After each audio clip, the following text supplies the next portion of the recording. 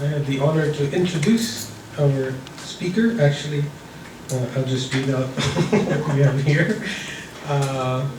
So Professor Michele Ford is a future fellow of the Australian Research Council and also currently the director of the Sydney Southeast Asian Centre at the University of Sydney. Her research interests focus on Southeast Asian labor movements, trade union aid, and trade union responses to labor migration in East and Southeast Asia. I heard she's also more focused on Indonesia in her research, more or less. She is author of Workers and Intellectuals, NGOs, Unions, and the Indonesian Labor Movement, and co-editor of Women and Work in Indonesia, Women in Labor Organizing in Asia, and Labor Migration and Human Trafficking in Southeast Asia. She's here today to speak to us on new forms of migrant labor activism in Asia, a very interesting topic. I'm sure everyone's just raring to hear what she has to say. I will give her 3/4 of an hour, and then we can have an open forum afterwards. So without further ado, Professor Michele Ford.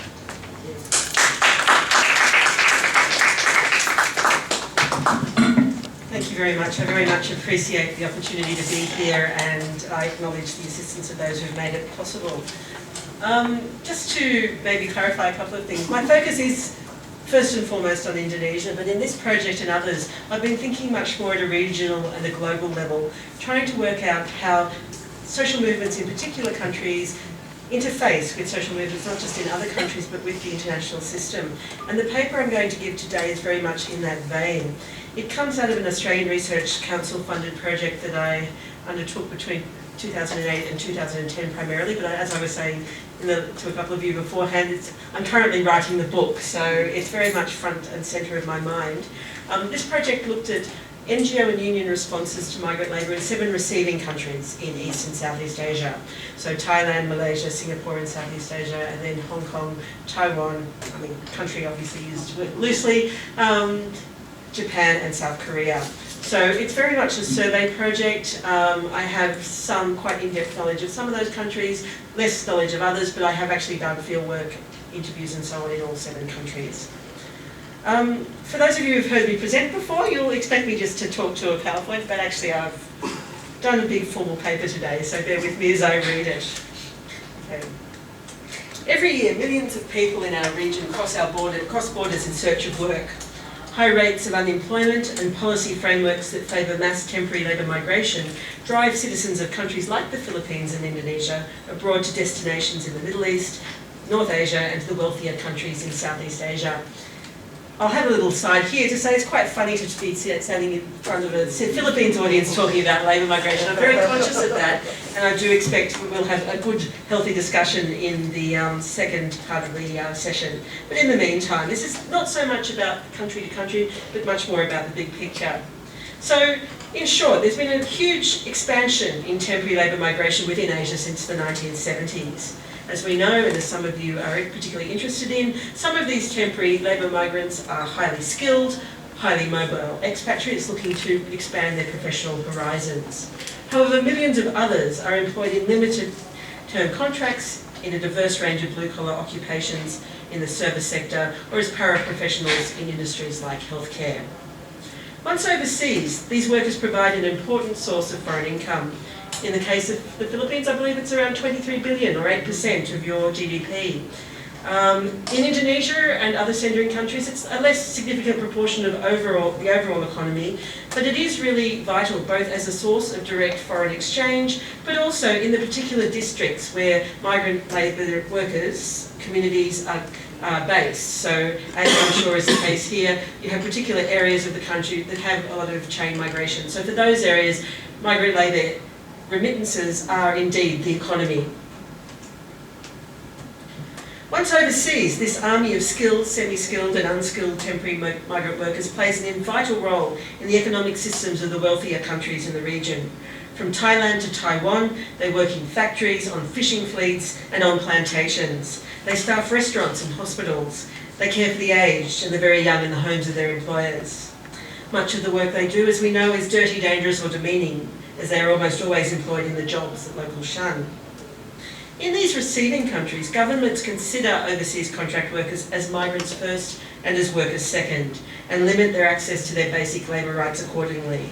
And this is really the key theme of my talk today, is how we think about the identity of the worker, which is of course complex and multi-layered, but how different elements of that identity shape other groups, other organisations' responses to them, and how they fit within what I'll be calling the labour migration regime.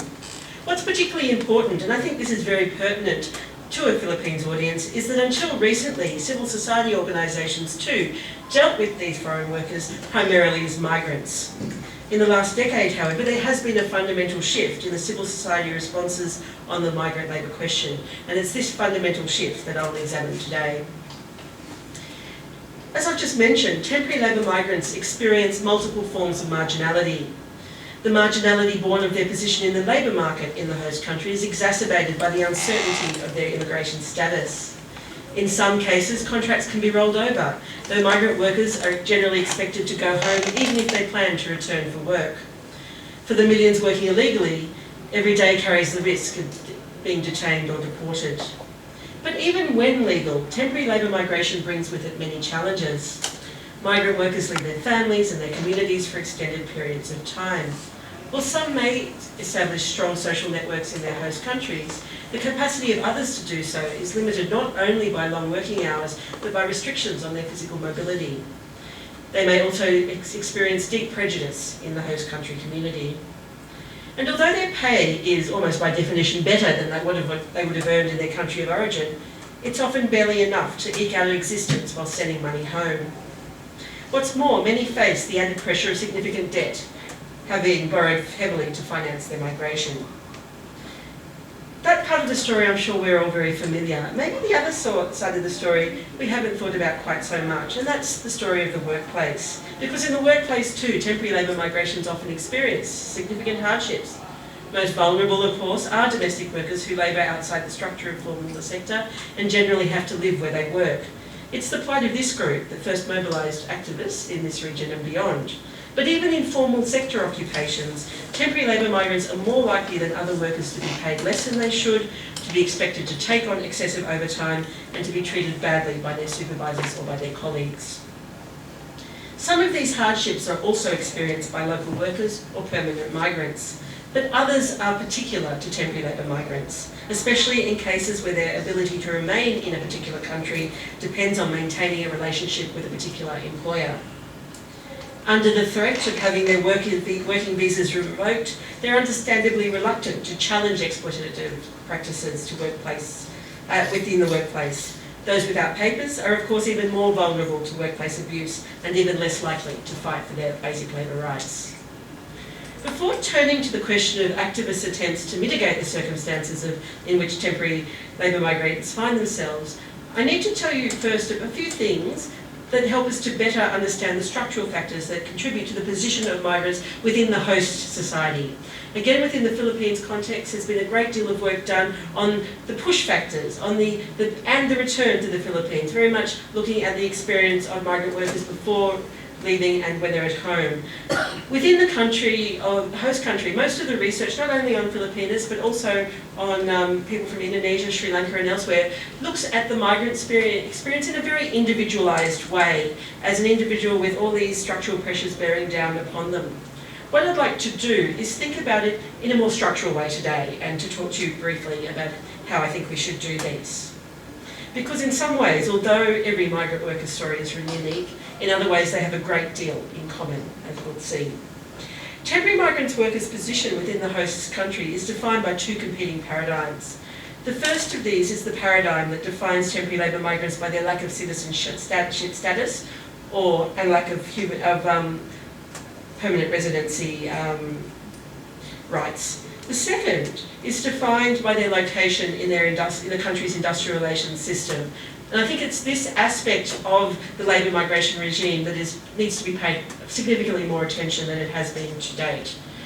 And of course it is at the intersection of these paradigms that the temporary labour migrant is constructed.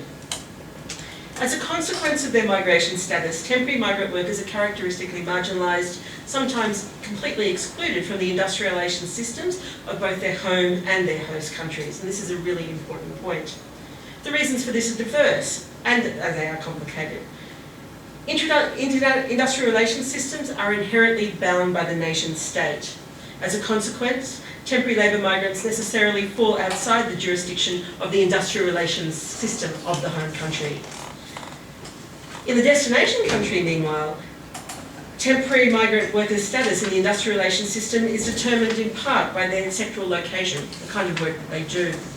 Many temporary labour migrants are employed at the margins of the formal sector or in informal occupations that lie beyond the reach of formal industrial relations mechanisms. Even those employed in the formal sector may have, they may have formal access to the same wages and conditions of work as their local counterparts, and in some cases not.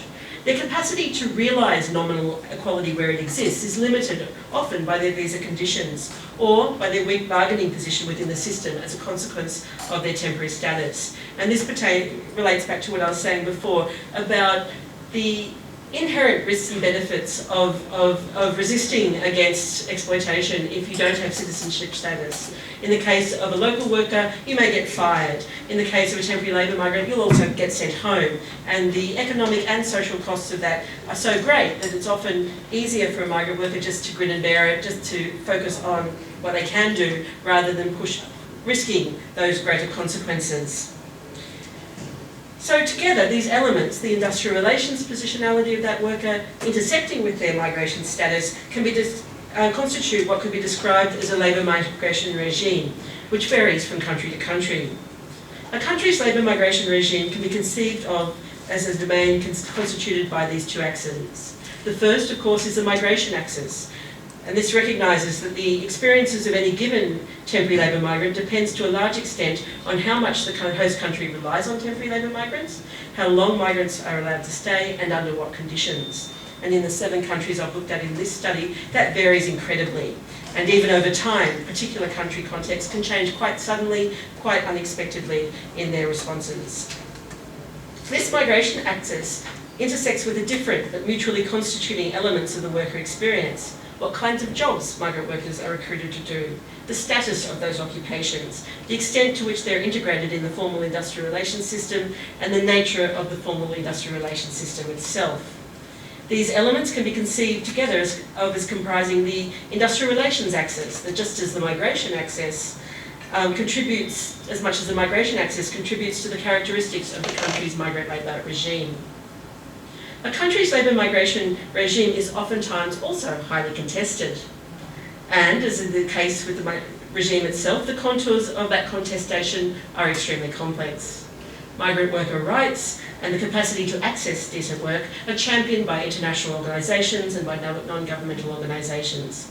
They're also subject to debate, and this is important, between and within state structures, as different political actors and different elements within the bureaucracy contest for turf, for influence, for ideas around the position of the migrant worker.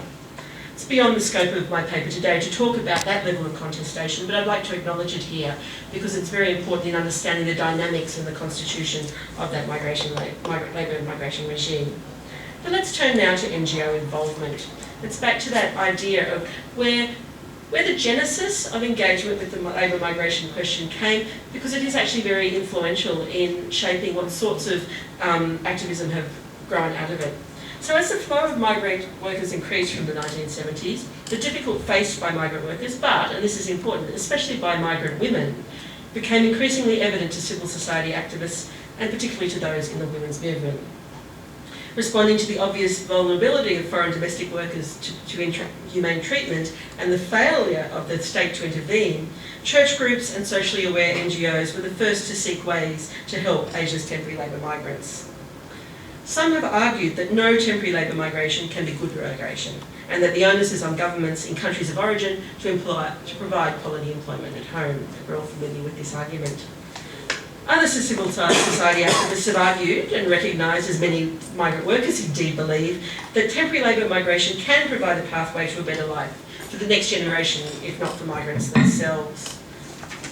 For this second group, the primary concern has been to eliminate unnecessary privations, to engender respect for the individuals who Labour makes such an important contribution to the welfare of Asia's host societies, and to ensure that their access to their human and labour rights is improved. Some of these groups took on heavy casework loads, helping migrant workers to seek restitution for unpaid wages or abuse, or when things have become untenable, to secure a safe passage home. Others engaged intensely in policy advocacy, lobbying governments and employers in the region to create better structures for migrant workers.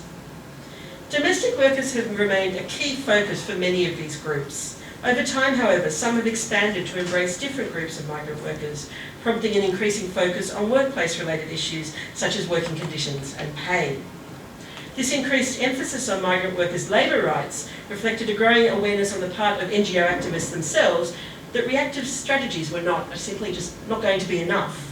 Change needed to be structural if conditions for temporary labour migrants were to improve.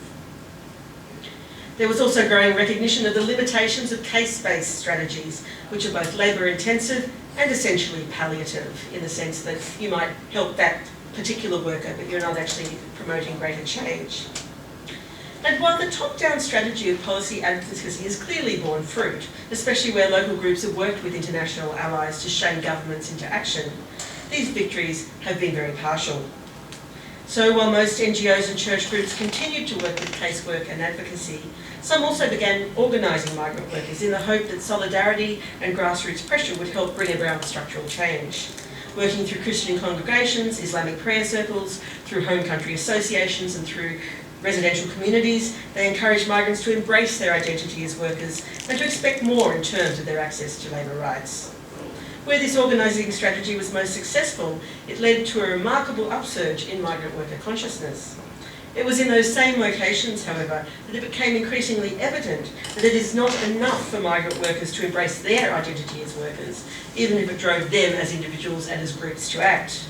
After all, informal migrant worker groups could network, protest, encourage everyday forms of resistance, but without support from local trade unions, they couldn't engage in any more than a peripheral way in the tripartite structures of the International Labour Organisation or in the national industrial relations systems, which made, of course, it very difficult to negotiate more fundamental structural change. The realisation that local unions could play a role in furthering migrant worker rights represented a vital step in repositioning temporary labour migrants as workers rather than simply as migrants. But it was a realisation that brought with it challenges, not only for migrant labour advocates seeking to involve unions, but for the unions themselves. Trade unions everywhere have traditionally been suspicious of migrants, whom they fear undermine the position of local workers in the labour market, increasing competition for jobs, undercutting wages, or accepting lesser working conditions. These threats are sometimes very real. Often, however, they're exaggerated as a consequence of xenophobia or simply a fear of the unknown. Even where trade unions are more outward-looking, their capacity to accommodate migrant workers is considerably limited. In much of Asia, trade unions are weak. They have enough difficulty servicing their core members and few resources to organise and support new constituencies like migrant workers. In addition, it must be recognised that the benefits of doing so are unclear. As is the case with casual workers and other members of the precariat, a great deal of effort is required to organise temporary labour migrants. Many trade unions see that effort as being wasted, since temporary migrant workers will necessarily go home. And the challenge of engaging local unions doesn't actually stop there. Added to this lack of capacity is a history of fractious relations between trade unions and NGOs. Trade unions and NGOs have different constituencies, different cultures, and very different ways of working, even when they are pursuing the same goals. Trade unions are by definition member-based. They operate on a model of internal democracy that, while in practice very flawed, demands collective decision-making, which is necessarily time-consuming and often very bureaucratic. They also focus on a clearly defined, quite narrow long-term agenda. NGOs, by contrast, are much less bound by procedure and are free to redefine themselves periodically or to pursue diverse themes within their work. While they may choose to involve their staff in decision-making, they're often driven by a single decision-maker or a small group, or by the demands of their program partners. The financial base of the two organisational forms is also very different. In theory at least, though it's often not true in Southeast Asia, trade unions are funded by member dues, whereas NGOs most often draw their funds from donors. As a consequence of these quite long list of differences, and I could have pointed out many more, NGOs are often more tied to an aid cycle and all that entails. But despite the differences between them, it was very clear to Asia's own migrant labour NGOs that they needed to start drawing in the local unions if they wanted to further their case. So this is all happening in the early 2000s. People are starting to think about different ways of engaging. And there was actually a flurry of quite concrete activity that I'm going to tell you about before moving on to some assessments of the impact of those results, of those activities. So in the mid-2000s, we saw a flurry of activity involving NGOs and trade unions, driven in part by the labour migrant NGOs and their regional networks, which is the story I've told you so far. But actually, their partners in this enterprise were not so much the local unions with whom they ultimately wanted to collaborate, but with the ILO, the ITUC, and in some ways most significantly, the global unions. The global unions, they used to be called the ITSs, are international trade unions organised along sectoral lines. At the time when this new trend in migrant labour activism was emerging, there were 10 of these global unions, bringing together national trade unions in sectors including construction, metalwork, textiles and garment manufacturing, public services, and private sector service industries. 3 of those global unions have since amalgamated in a new global union called Industrial, which represents the whole of manufacturing. It's interesting though, because till now our story's all been all about Asia. But I have to take you to Europe for a little while to really understand what's happening here. Because the global unions had become increasingly interested in the labour migrant issue, not mainly because of what was happening in Asia, if at all, but because of what was happening in Europe.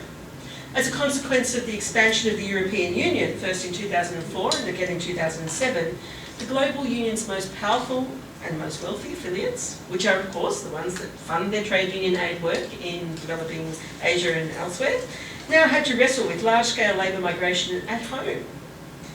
It was this, in turn, that generated a sharp focus in their programs worldwide.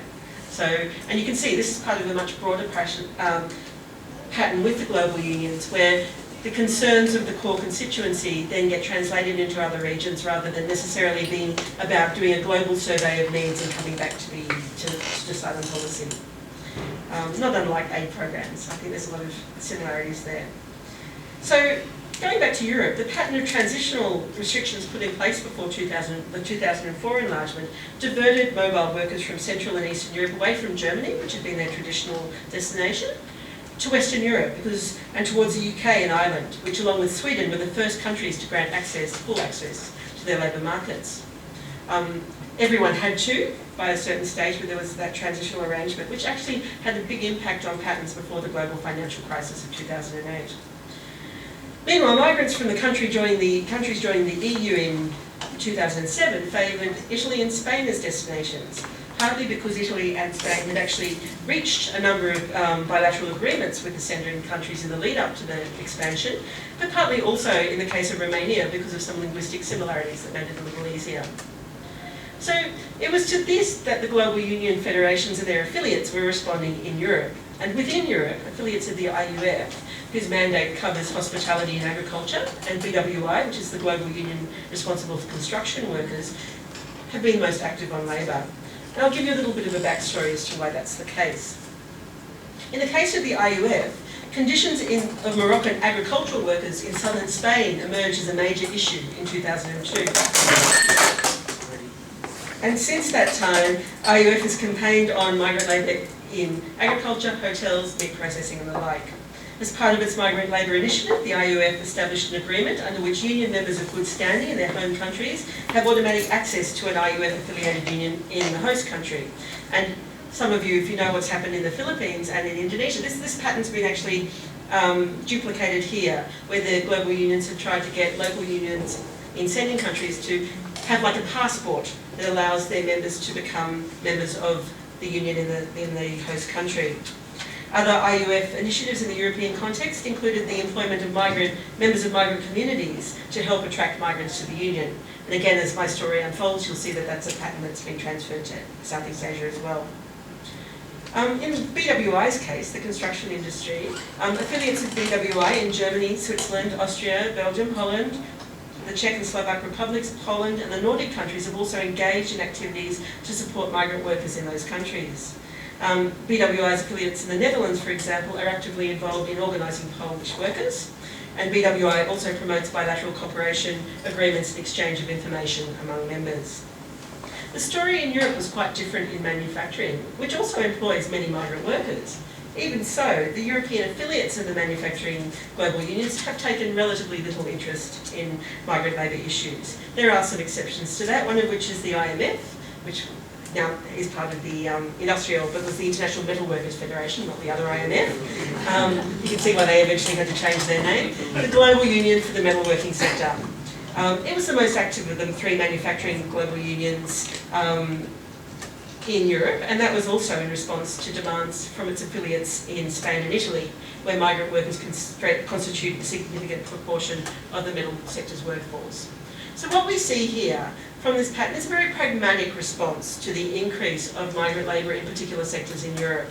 It's not about the ideology of equal rights for workers, it's not about solidarity, it's actually the pragmatics of what happens when your industry, where your union members are, experiences an influx of migrant workers. I think the situation in Asia is quite different, partly because of the relative balance of the formal and informal sectors, but also because in this case it's the global unions pushing local affiliates rather than the affiliates pushing the global unions. I'd just like to add a footnote before I talk more about that collaboration, because of course, while all this is happening, and it's interesting, I've had some Filipino activists tell me that this is actually the main thing, but I'm not sure that it is, maybe it looks like the main thing here, was that the International Labour Organisation, of course, was at this time also becoming increasingly active on the migrant labour question. And in 2004, in its 92nd International Labour Conference, it had a very long paper attached to Agenda Item 6, which was called Towards a Fair Deal for Migrant Workers in the Global Economy. And with the tabling of that agenda item, the ILO announced that it would have established an integrated program on the topic with its tripartite partners. And this is where it is important, because of course the tripartite partners of the ILO are the employers, governments and trade unions. And this goes back to my argument about why NGOs interested in migrant labour decided that it was time to involve the unions, because without them you have very limited access to the structures of the ILO or to those national labour systems I was talking about earlier. So, in the Asian region, we'll come back from Europe and think about Asia again. It's very clear that the shift in the ILO's agenda was welcomed by migrant labour NGOs, which I noted earlier, were looking to promote more structural solutions for temporary migrant workers. As part of the initiative around the ILO, the International Trade Union Confederation, ITUC, which is the union partner for the ILO, initiated a series of meetings and encouraged its members to engage with the migrant labour worker question. NGOs were invited to observe it as observers and resource persons to some of these meetings. Has anyone in the room been to those meetings? Any NGO people? Between you and me, they are the most stultifyingly boring occasions I have ever been to. And I mean, that's important, not because I'm trying to be rude about the ITUC and what it does, but it really did flag the problems and the challenges of actually moving beyond lip service on these issues to a more substantive approach. And I think here, this is one of the reasons I'm focusing on the global union so much, is because although their programs also have serious issues and challenges, they had a much more active approach than the bureaucratic approach taken by the ITUC. This is going on the web, isn't it? That's not good. Can you edit that bit? No, seriously. So actually, as I've kind of suggested by those remarks, it's not actually through this mechanism that the two groups, the NGOs and the unions, engaged most closely.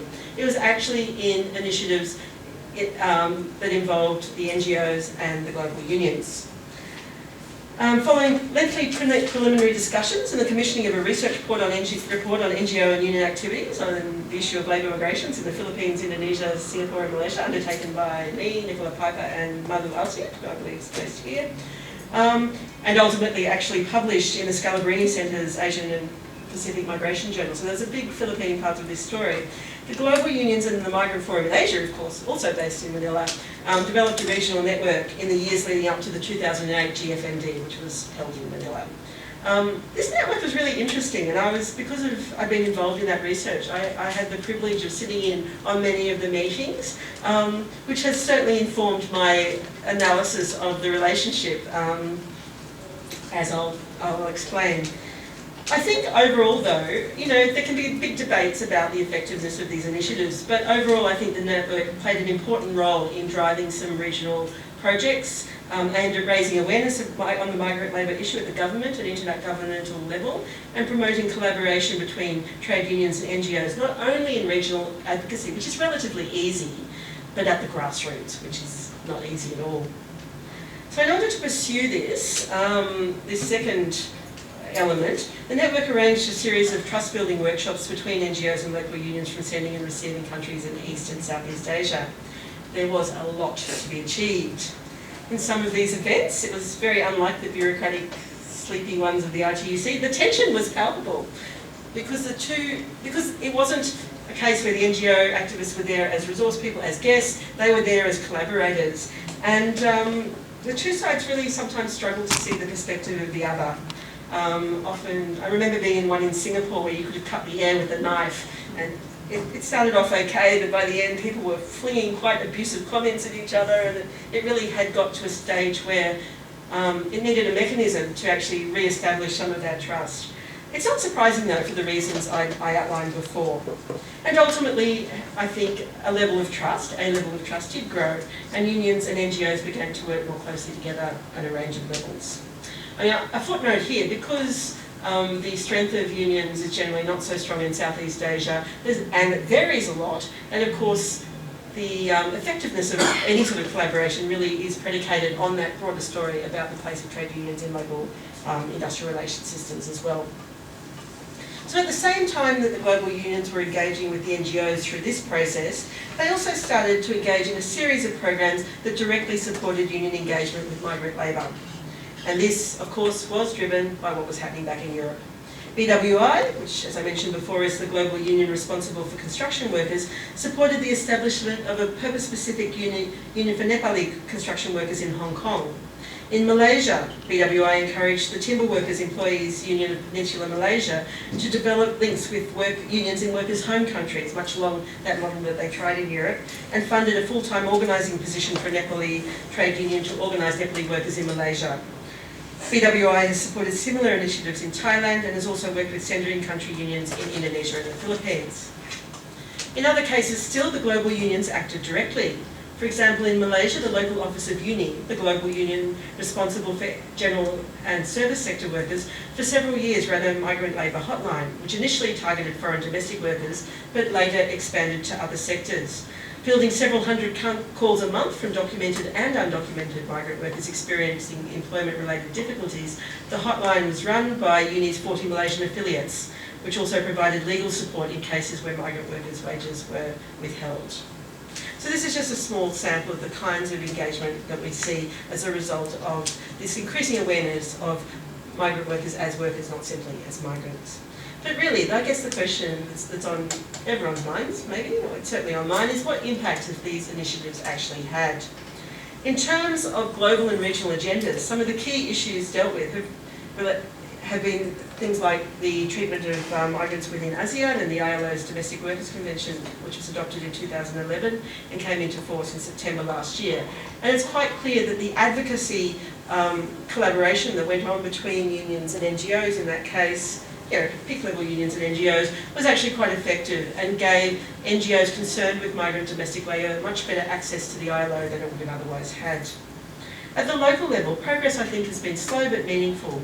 In Hong Kong, the leadership of the Hong Kong Confederation of Trade Unions worked hard to change member unions' attitudes towards migrant workers, and there were really concrete examples of where that had happened, but also provided an institutional space for migrant-only units, not just the one I talked about in construction before, but also for domestic workers. And you can't be a Filipino without knowing just how active some of those domestic worker unions have been in Hong Kong. And one of the nice things there as an aside is the role that the Filipino organisations have played as mentors for Indonesians and others who have very successfully also then formed, some would say even more successful organisations in the Hong Kong context. In South Korea, the Korean Confederation of Trade Unions has advocated vociferously for the rights of migrant workers and established an organising strategy which resulted in the establishment of a migrant trade union under the KCTU, the existence of which forced Korea's government to rethink its approach not only to regular migrant workers but to irregular ones too. There was a big court case because the head of that union was not documented. And the court, the Constitutional Court in Korea, upheld the verdict. So, you know, how, as with everything, implementation is another issue, but even just establishing those different kinds of principles about the relative importance of citizenship versus labour rights, I think is very important.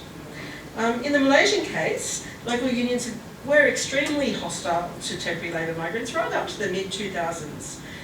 They actively campaigned for the exclusion of migrant workers on the grounds that they were taking local jobs. And sometimes they got really dirty and very harsh, and they were tough, those campaigns. And Malaysia is a country that has a huge percentage of its formal sector and informal sector workforce either as regular or irregular labour migrants. So it was quite tense, and every time something went wrong, the migrants would be blamed again. There's all this documentation on this.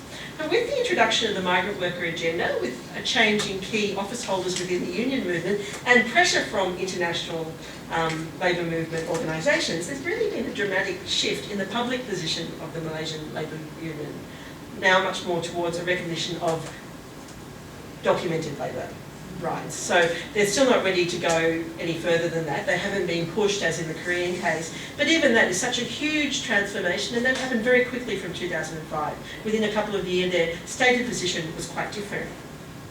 They've also done some practical things. The MTUC appointed a full-time program officer to deal with foreign domestic workers and seconded another one half-time to deal with migrant workers in other sectors. Not an adequate response, but again, extremely symbolic in terms of recognising their responsibility for migrant workers. It's also provided legal support for selected migrant worker cases. I mentioned before to you the BWI collaboration with the timber workers in Malaysia.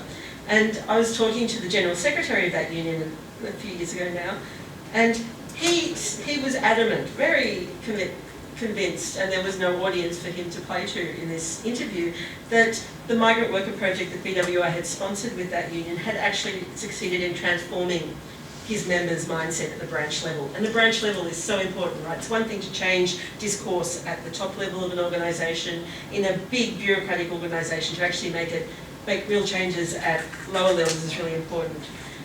Remember also that they were the union that benefited from the employment of just one person of Nepali background from a trade union back home, and that had resulted in a significant increase in overall union membership. This wasn't a very big union, but there were really tangible benefits to the union, not just in terms of solidarity, but actually in terms of their own viability as an organisation. There's other cases in Malaysia where migrant labour programs have been initiated by other sectoral unions. Some, like that program, externally funded, but some internally funded, as unions in really migrant labour dense occupations realised that if they didn't organise migrant workers, they'd cease to exist or cease to be relevant. I'll finish off just with with the collaboration with NGOs in Malaysia. Again, this was a place where the unions and the NGOs had a really, I can see Teresa nodding away, really very tense relationship. But through the migrant worker program, they actually established mechanisms whereby if cases around sexual harassment or those sorts of things came to the union's attention, through the hotline and so on, they had a mechanism through which Tenaga Nida could step in and take responsibility for that case and sort it out. Because it was beyond the union's expertise, and so they really did establish a much more collaborative relationship through this project. And what's interesting about this case is in Thailand and in Malaysia, unlike Hong Kong, the regional, like MFA's efforts and the other regional efforts really didn't have much effect on local NGOs directly. They didn't have such a strong link as, say, with the NGOs in Hong Kong. So this was very much more organically out of the Malaysian context, which I think is also interesting. Finally, Singapore, where the trade union's a little more than an arm of government. This was interesting because, of course, Singapore government policy was pro-migrant worker until there was financial difficulties a couple of years ago. So it's not actually that surprising that their migrant workers were embraced by unions that gave them access to the services they provided to local workers, but also created specially targeted training and education programs for them. Things have changed a lot since the bus driver strikes of a couple of years ago, but in the mid-2000s to early, the sort of 5, 6, 7 years after that, this was a very significant pattern. And what's interesting in it in terms of my bigger story is that, of course, Singapore trade unions don't need trade union aid money from anyone, but it's about international reputation and trying to credential themselves as real unions through these peripheral but easy to do activities. So in conclusion, I think it's important not to overstate the level of progress made on the migrant worker issue through this kind of thing. There's still much to be done before local unions truly embrace temporary migrant workers in any of these countries, let alone establish mechanisms through which they can be really effectively recruited and integrated into existing union structures. Important to remember also, as I hope I've shown today, is that the relationship between migrant workers, local and international labour movement organisations and so on is not a simple one. It's one that's mediated very strongly by host country contexts. It's multifaceted, and it's influenced by a great many things. But there isn't a simple story to tell about this, and therefore it's not a simple story about organisational success or failure either. It's very much a matter of really digging down in each of the national contexts and trying to understand the local factors and how they interact with international factors and organising methods.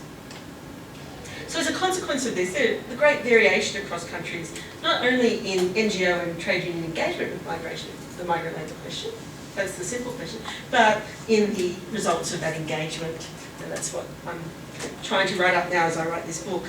In some national contexts, NGO and global union efforts have resulted in significant changes in trade union practice. In others, they've had relatively little concrete impact.